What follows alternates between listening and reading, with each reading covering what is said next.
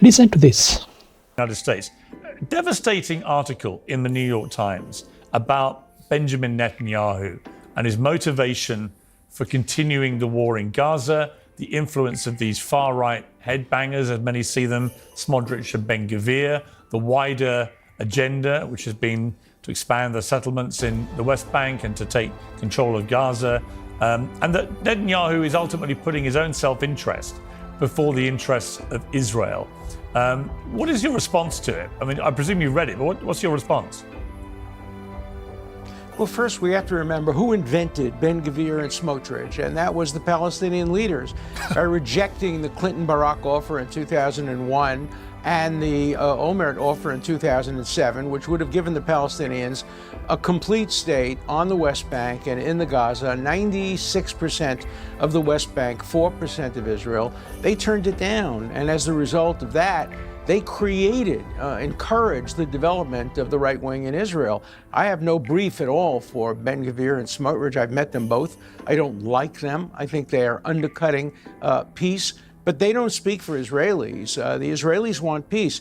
The Israelis wanted a two-state solution in 2000, 2001. Bill Clinton said over and over again, they could have had it. And once you turn down a two-state solution the way they did in 2001, don't expect you'll be offered it again. You're going to move a country away from peace if you reject it. And then if you do, October 7th, you're going to strengthen the right wing. It's just inevitable. And so the large fault for why the Israelis have moved to electing people like Smotrich and Ben-Gvir lies completely with Hamas and the Palestinian leaders. I'm not saying the Palestinian people deserve this, but they certainly have to look at their own leadership and say, my God, if we had accepted two states in 1948, 1967, and 2000, 2001, 2007, look where we would be today instead of where they are. Mehdi, your response? Israelis have no agency, apparently, according to Alan Dershowitz. Everything is the fault of the Palestinians.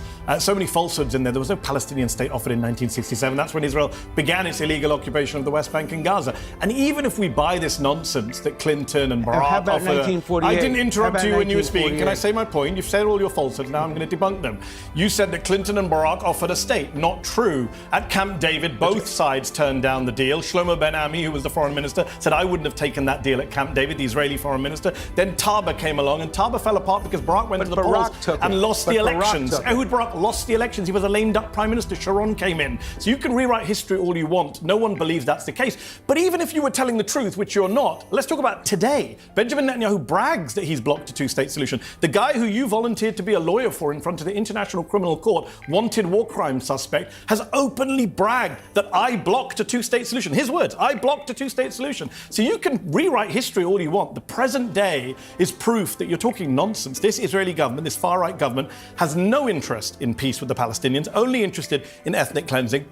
And the best part of listening to you speak about agency, everything you said could be said about Hamas and the Palestinians. The Palestinians would say Hamas is a result of Israelis not giving us our freedom. Hamas is a result of Israelis besieging and boycotting Gaza for decades on end. Hamas is a result of Israeli leadership coming and killing our leaders and imprisoning our leaders. So the same arguments you use to defend genocidal fascists in the Israeli government could be used to defend Hamas. And the point I would make, Alan, and you can respond to what Mehdi just said in a moment, but the point I would make about Netanyahu, bringing it back to him, is that he didn't have to form a government with Smotrich and Ben-Gvir. He knew what they were like. He knew they were far more to the right than he instinctively was.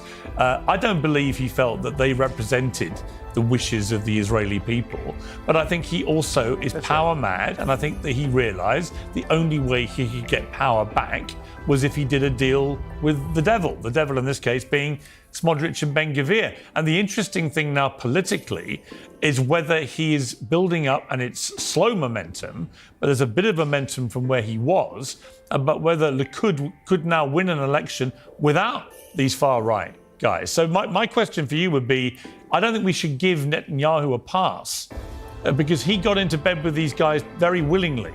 It was his way of getting power.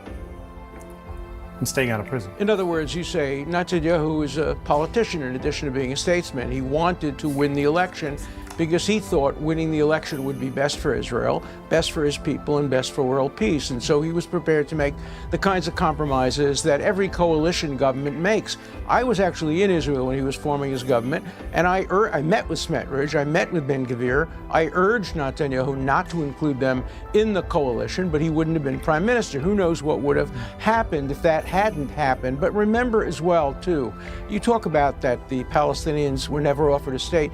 The UN offered them a state in 1948, 1947, the Piers Commission, 1938. The Palestinians don't know how to take yes for an answer. And Bill Clinton put it very well. He said Hamas, and he spoke really about the Palestinians, don't want a state. They want there not to be a Jewish state. Palestinianism, the focus on the Palestinians, as distinguished from focused on many other groups in the world that deserve statehood, the focus on Palestinianism is destruction. Bill Clinton says Hamas does not want a state. It just wants to kill Jews and kill Israelis. Now, how do we move forward from this? What we move forward from this is Hamas accepts the Israeli peace offer, which they have now rejected. Let's get the hostages back. Let's make peace. Let's have a process which could conceivably lead to a two-state solution. Look, I don't blame Netanyahu for saying you can't have a two-state solution now. You can't have a state where on its border you have Hamas running Gaza, where they've sworn to do October 7th again and again and again and again and again. You can't have that kind of a state. So we all hope the goal is a two-state solution. The goal is to get rid of Ben-Gvir and Smotrich, but the Palestinians have to come to the bargaining table legitimately, end the war, return the hostages, and then we can move forward. Okay, yeah. Before I let Mehdi respond to that, and he will, my response to that would be, for the same reason that you can't let Hamas have power going forward because they are wedded to the destruction of Israel, in the same way, you could argue now, I think pretty clearly, that the Israeli government, the current one, is wedded to the total destruction of Gaza. And in fact, in Smotrich, out of his own mouth came a plan to cleanse the strip completely of Palestinians. So there's not much difference here in terms of the intent or rhetoric.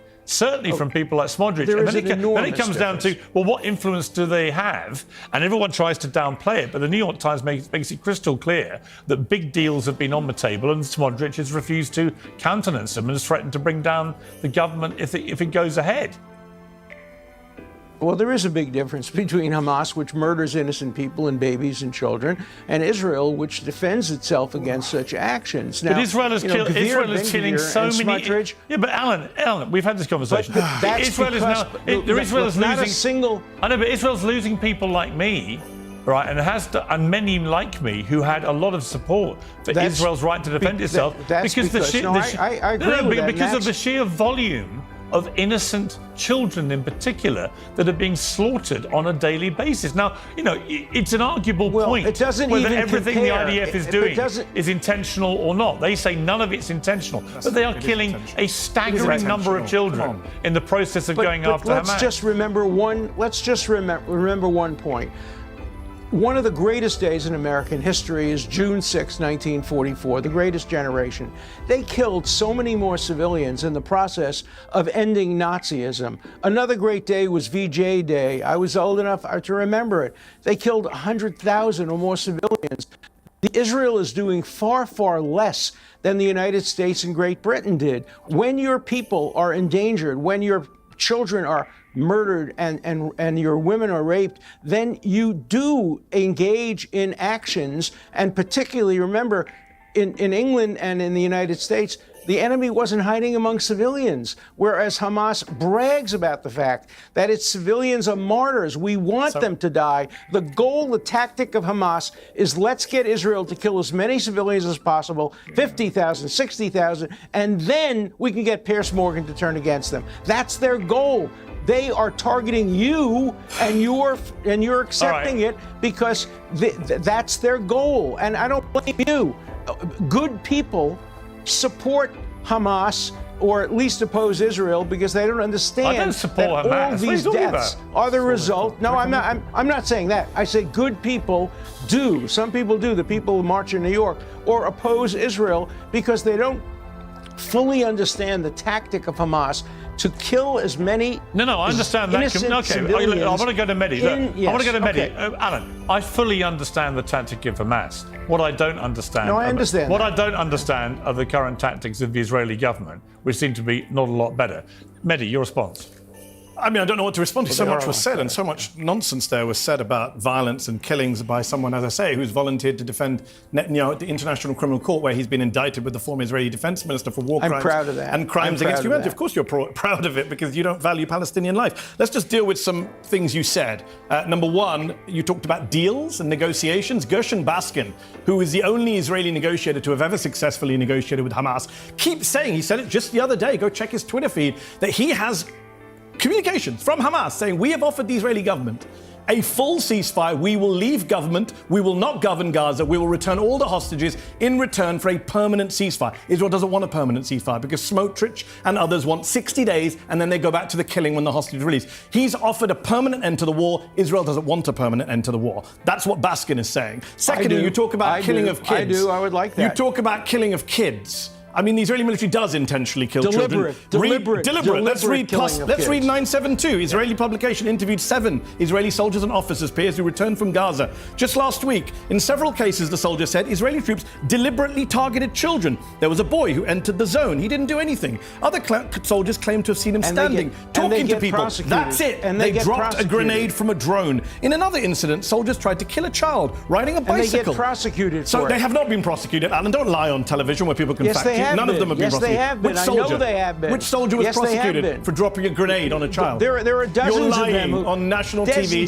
Piers Morgan can come back on the next episode and tell everyone that you're not telling the truth. Dozens of them have been prosecuted. Not a single Israeli soldier has been prosecuted for deliberately killing a Palestinian child. That is a lie. A demonstrable lie. Everyone watching right now. I'm sorry, you can't say hang on. Just to be clear, Alan, what Mehdi is saying is that no Israeli soldier has been prosecuted for deliberately killing a Palestinian child since this war began. Is your information different to that? Absolutely different. I know for a fact because I was involved in the negotiations with the International Criminal Court, and I arranged for Khan to come to Israel and see the evidence of what has been done, how people have been prosecuted, how the Israeli legal system has been responsive. So I have all the data and all the information. Name them. Come back on this show and name those soldiers. It's true that they've been prosecuted. Come back on this show, Alan, and name those soldiers. I challenge you. Now, I'll finish my point. You interrupted me. Hold on. You interrupted me. I never interrupted you. You've interrupted me twice now on this show. I didn't interrupt you. You did, actually. You interrupted to make false claims. I did ask Alan a question. Well, let me finish my point. Actually, my second point, Piers, was to you. I dealt with the Gershon Baskin and the deliberate killing of kids. They just killed 6 kids queuing up for water. About to talk about yesterday. They killed 9 kids queuing up for nutritional supplements last week. Stop interrupting, Alan. Everyone can see you do it. And it's under investigation. Stop interrupting, Alan. Otherwise, I'll do it to you, and you really won't like it. Piers, let me make my point to you that I'm trying to make. You mentioned the New York Times. I'm glad you've mentioned the New York Times several times. The New York Times piece, the long piece, has a lot in there. 2 important points for you, Piers. I've been coming on this show for over a year talking to you about Gaza. Last April and July, the New York Times reports that Netanyahu's own generals told him, there's no military strategy left. There's nothing more we can do. Stop this war. Netanyahu overrode them. So when I was on this show and you were telling me, of course, they're just defending themselves. What else should they be doing? At that time, when I was on this show, Piers, generals were telling Netanyahu there's no war left to be had. They also make it very clear in this piece that the government would have fallen apart had Netanyahu not prolonged the war because he wanted to avoid prosecution. And I'm sorry that we needed the New York Times to say that, because I was saying that on this show to you, Piers. Many people were saying that this war is about Netanyahu trying to avoid prison. This is about Netanyahu trying to avoid prison. I know Alan is an expert on criminals. He's defended some of the worst criminals in the world. Lawyers do defend criminals. Well, he defends some of the worst people. Epstein, Netanyahu. Yeah, but lawyers. No one forced him to defend these lawyers some of the best. Piers, no one forced him to go volunteer to defend Benjamin Netanyahu. You can't make aspersions against lawyers. I can actually. I can say you don't need. You don't need to. It's not very credible to do that. Really? Lawyers do their job. Hold on, Piers. Somebody forced Alan Dershowitz to defend Netanyahu. He said he's proud to do it. No one forced him to do it. Which criminal should he defend? I'm proud to do it.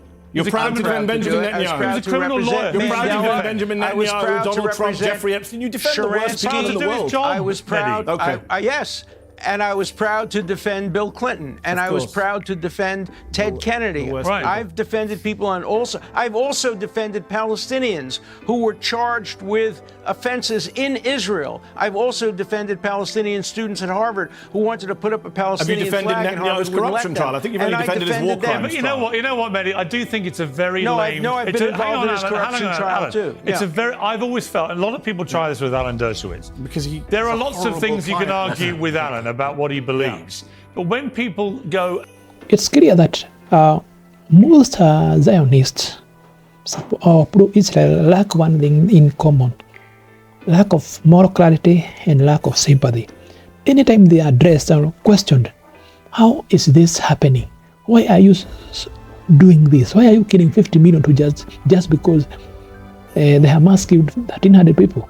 You know, you can't fight people to get peace. You can't bomb people and expect peace. You are just radicalizing this Palestinian. You kill my parent. What do you think will happen to me? I'll become aggressive. And this is where the problem is. You try to play victim by blaming Hamas. Now, this guy is blaming Hamas for IDF killing 50 million Palestinians. How does this make sense? It's like now telling me that we blame now the Jews who are living in Nazi regime instead of blaming Nazi for killing the Jews. It doesn't make sense. You know what is happening is, we can say that questioning Israel or questioning the action is anti-Semitic, but the actions of this Zionist government is more anti-Semitic than you can ever think. This narrative being pushed shows us very well that there is a tribal supremacy here. There are people who care, whose lives are important. It creates a kind of ethnocentrism, and people can see it. And this is where people will question, and you think that Nazi came from nowhere. Remember, Hitler was voted in. So it means the people back then had reached to that extent where people felt like we are being oppressed and somehow things are not working right. And there were some few Jews who are misbehaving, and Nazi took these people and said, these are the people who are making us be poor. They just capitalized on an error that was there. Today, we are going to the same narrative. Remember, history repeats itself. And today, people can see that a life of a Jew, a life of a Zionist is more important, especially the Jews from Europe is more important than the life of people in Global South, that is Arabs, Africans, and others. And now you see, they are censoring Francesca Albanese for speaking about crimes.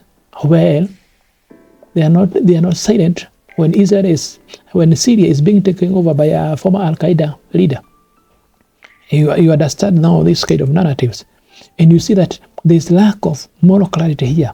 We don't understand. When you say Hamas are a terrorist, you also remember that Israel was formed by terrorists. The first PM of Israel was a leader from a terrorist group, the Haganah, Ilgun, Lay. These were terrorists as described by the British government. It's not accidental. We need to understand that the terrorism term is more confused than you can ever think. Why? Because one person will refer to someone as a terrorist, the other person will refer him as a freedom fighter. You need to understand that the IDF was formed by 3 terrorist groups, and these are the people who formed the first IDF group. And now you are telling us that Hamas, you are using Hamas to, you need to take accountability.